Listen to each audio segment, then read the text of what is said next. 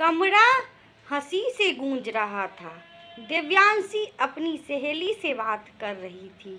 अरे नहीं यार, मैं कौन सी अपनी सास की उम्र भर सेवा करने वाली हूँ।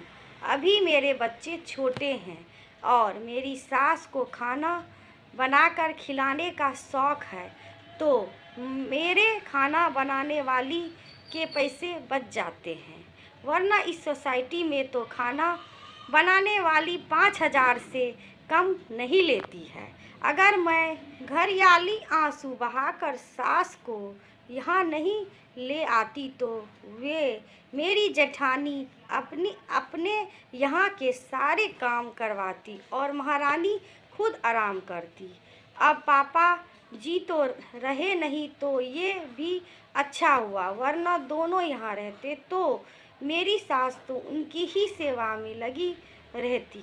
अब अकेली है तो चुपचाप सारे घर वालों के लिए खाना बना देती है, सब्जियां साफ कर देती है और भी छोटे छोटे काम हो जाते हैं। मेरी तो मौज हो गई है। किट्टी में आ रही हूँ, बस उसी की तैयारी में लगी हुई हूँ। अच्छा फ़ोन रखती हूँ, अभी तो बुढ़िया बाथरूम में नहाने गई है, आती ही होगी। यह कहकर दिव्यांशी पीछे पलटी तो देखा उसकी सास खड़ी थी। उन्हें देखकर दिव्यांशी शर्म से पानी पानी हो गई। उसे कुछ कहते हुए नहीं बना। अब बारी सुषमा जी की थी। बहू बाथरूम में वे गर्म पानी की मशीन से पानी नहीं आ रहा था और अच्छा हुआ जो नहीं नहाया।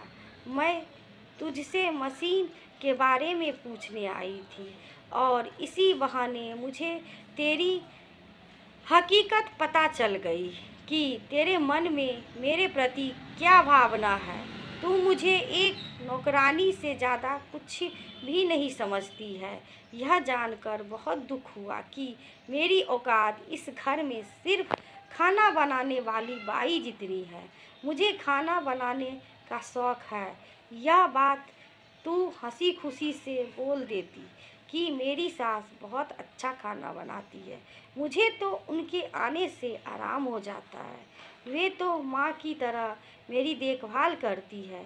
सिर्फ दो प्यार भरे शब्द सुनकर तो कोई भी इंसान खुश हो जाता है।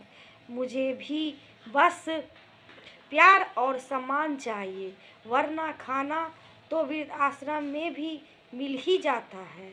यह जानकर बहुत दुख हुआ कि तुझे अपने ससुर जी की मौत का जरा भी दुख नहीं है। बहू तेरी जेठानी इतने सालों से मेरे ही नहीं तेरे ससुर जी की भी देखभाल कर रही थी, पर उसने तो कभी ऐसे कड़वे वचन नहीं बोले। वे मुझे माँ नहीं पर सास को जो आदर सम्मान मिलता है वो देती थी। उसके तो अभी अभी 2 जुड़वे बच्चे हुए हैं, फिर भी उसने मुझे रोका नहीं।